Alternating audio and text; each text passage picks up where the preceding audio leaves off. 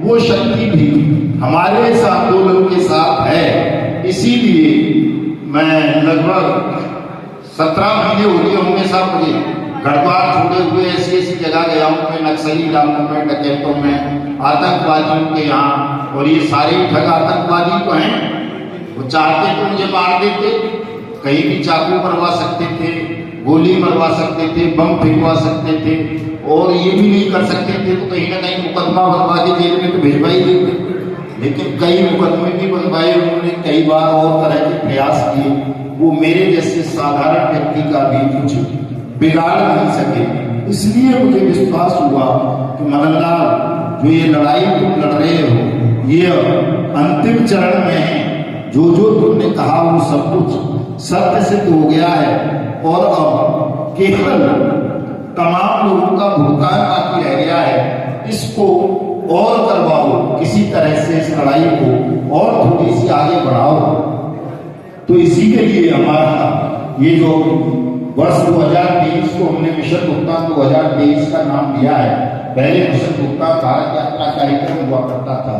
तो मुझे जो मेरा अपना अनुभव है जीवन का, ये तमाम चीजें जो मैं देख रहा हूँ, उससे ये विश्वास हो जाता है, ये भरोसा हो जाता है कि अब निश्चित रूप से आप सबका भुगतान हो जाएगा। बशर्ते आप दो काम कर लो, देर से भुगतान चाहते हो तो लड़ते रहो, अलग अलग कोई फर्क नहीं पड़ता है, मुझे कोई फर्क नहीं पड़ता।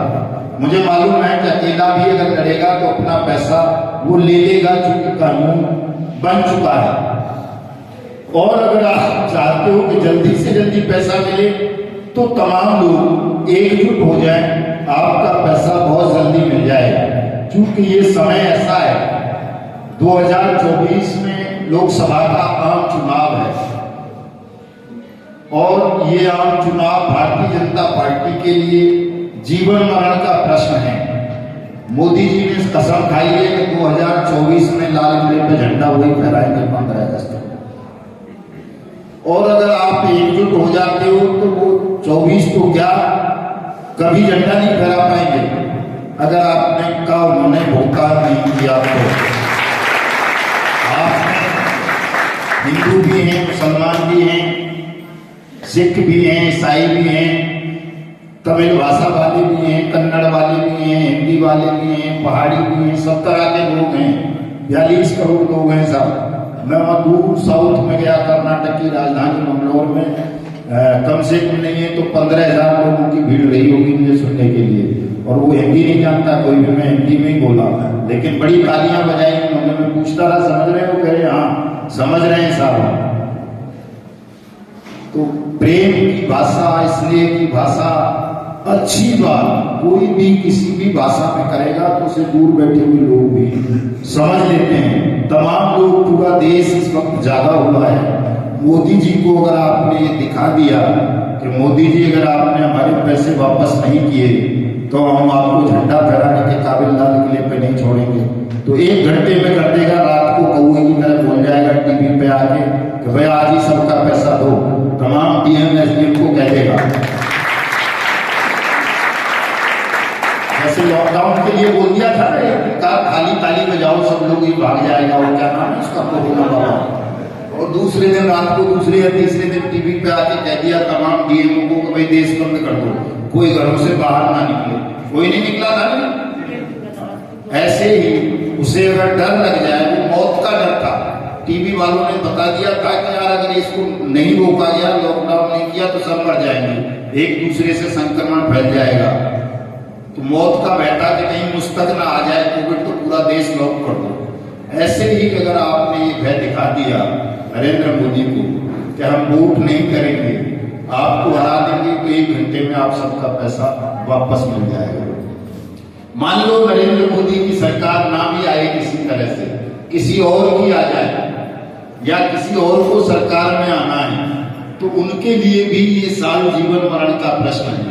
उन्हें भी ये डर है कि इस बार अगर 2024 में मोदी आ गया तो फिर चुनाव नहीं होगा, देश में लोकतंत्र खत्म हो जाएगा, ये आजीवन प्रधानमंत्री मोदी रहेगा या इसका चीन जैसे हालात बना देगा देश में। तो उन्हें भी, चाहे वो राहुल गांधी हो, आपका अखिलेश हो, मायावती हो, या जो भी, उन सबको भी इस चुनाव में जीत चाहिए, तो उनको भी आपने ये दिखाना है कि अगर तुम्हें जीत चाहिए तो तुम हमारी बात करो।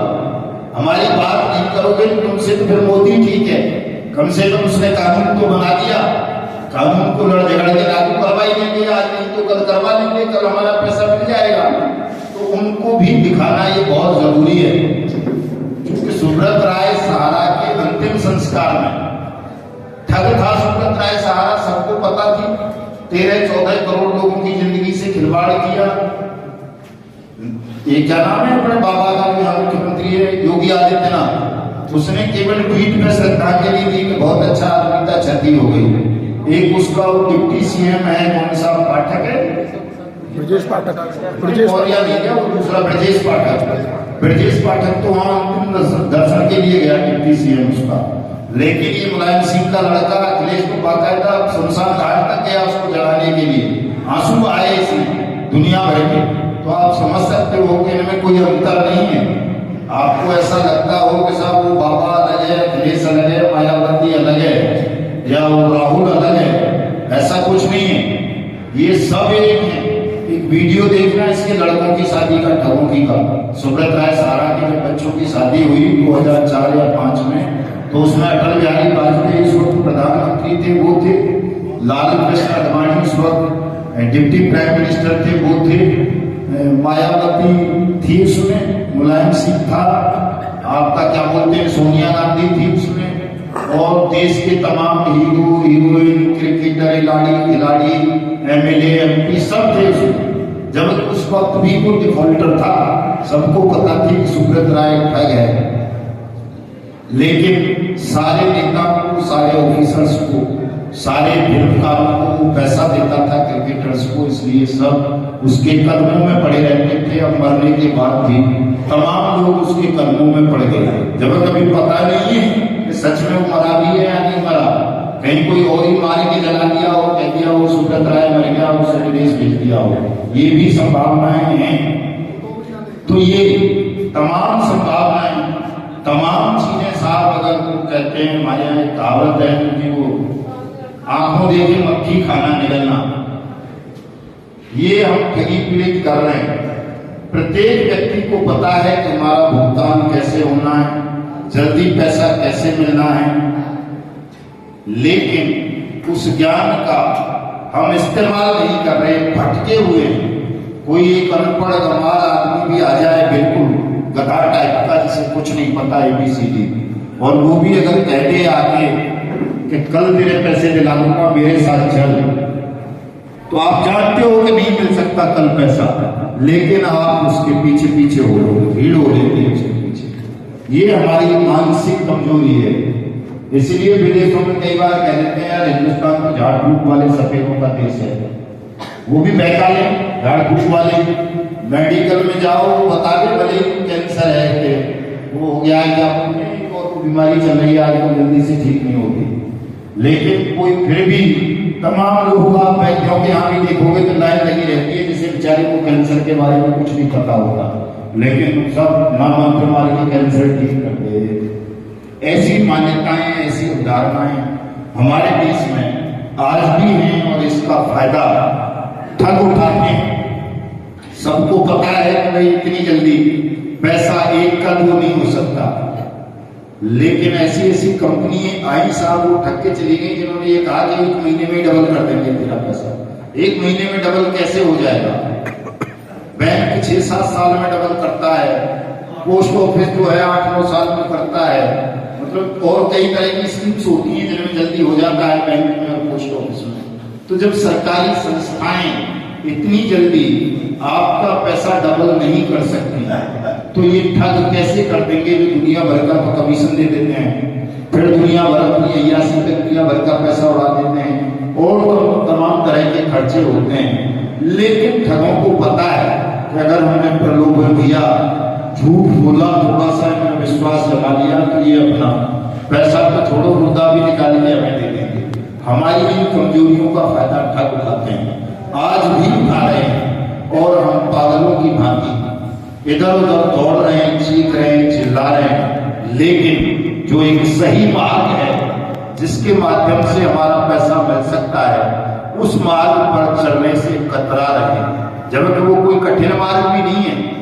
अब कठिन नहीं रहा है। जब हमने ये शुरू किया था अनियमित जमा योजनाएं पाबंदी कानून 2019 वाला कार्यक्रम, तो उस वक्त बहुत कठिन था। उस वक्त तो कहीं पद पट्टिकाएं नहीं लगी हुई थी कि ये अधिकारी है इस कानून के अंतर्गत सक्षम अधिकारी। कोई आवेदन लेने को तैयार नहीं था, कोई जानता नहीं था, फॉर्म कैसे बनेगा ये नहीं पता था, इसके साथ क्या क्या चीजें लगेंगी ये नहीं पता था। कई राज्य सरकारों ने रूल्स तय नहीं किए थे, अधिकारियों को ये नहीं पता था कि हमें आवेदन लेके करना क्या है, इसकी प्रोसीडिंग क्या है। आज वो चीजें नहीं रही, आज प्रत्येक अधिकारी को ट्रेनिंग दे दी गई है।